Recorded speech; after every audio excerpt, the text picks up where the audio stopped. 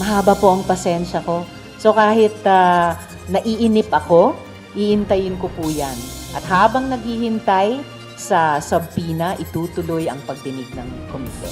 Formal nang hiniling ni Senate Deputy Minority Leader Risa Hontiveros sa liderato ng Senado na pirmahan na ang subpoena laban sa pinuno ng Kingdom of Jesus Christ na si Apollo Kibuloy. Hindi pa kasi ito mailabas dahil wala pang pirma ni Senate President Juan Miguel Mig-Zubiri. Ang Senate Committee on Women, Children, Family Relations and Gender Equality na pinamumunuan ni Senator Hontiveros ang dumidinig sa mga aligasyon ng pang-aabuso ng religious leader. Sa sulat na ito na ipinadala ng Senadora kay Senator Zubiri noong February 6, nanawagan ito na aprubahan na ang subpoena na noon pang Enero hiniling ng komite matapos bigong dumalo si Kibuloy sa kabila ng kanilang imbitasyon.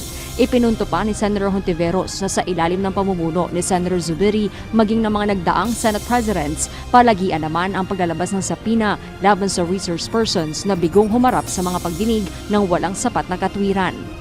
He didn't actually give me an explanation. Basta may dahilan, pag itinanong nyo sa kanya, mas ipaliliwanag niya.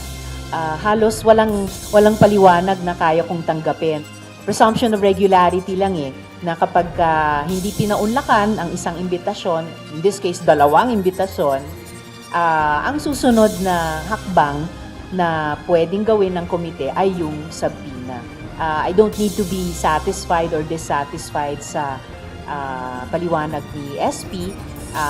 Ang nangingibabaw sa akin ay yung pag-asa na mapipirmahan yung subpoena.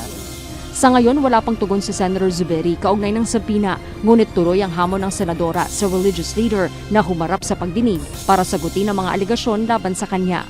Kahit pa sinasabi nila o sinasabi ng ibang tao na influential sila, malapit sa kung sino-sino, the point is, no one is above the law.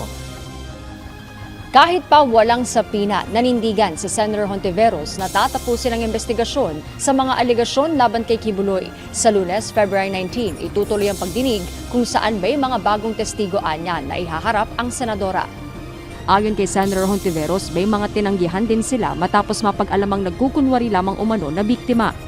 Ang malala ay ibang mga miyembro ng kingdom na mukhang inutusan na makipag-ugnayan sa opisina ko para magkunwaring tetestigo tungkol sa mga pang-aabuso ng leader nila. Pero ang totoong pakay pala ay pagmukhang walang kwenta ang hearings ng Senado. Kapal, di ba? Iyan ba ang utos ni Kibuloy? Iyan ba ang gawain ng isang anak ng Diyos? Bukod dito, may mga testigo rin umanong tinatakot habang pinupulong din umano ang mga dating miyembro ng grupo ni Kibuloy para pangakuan ng mga pabor kapalit ng hindi pakikipagtulungan sa investigasyon sa Senado. Babala ng senadora sa mga magtatangkang sumira sa investigasyon ng Senado. Huwag ninyong linlangin ang institusyon ng Senado. Hindi nyo kami basta-basta maloloko. At kay Apollo Kibuloy, dapat managot kayo. Sinisika pa ng UNTV News na makuha ang panig ni Kibuloy sa mga bagong paratang laban sa kanya. Pero una na nitong giniit na sa korte lamang siya haharap at hindi sa Senado kahit ipasubpoena. Jorlene Delgado, UNTV News and Rescue. Diyos ang aming sandigan, serbisyo publiko ang aming pinahahalagahan.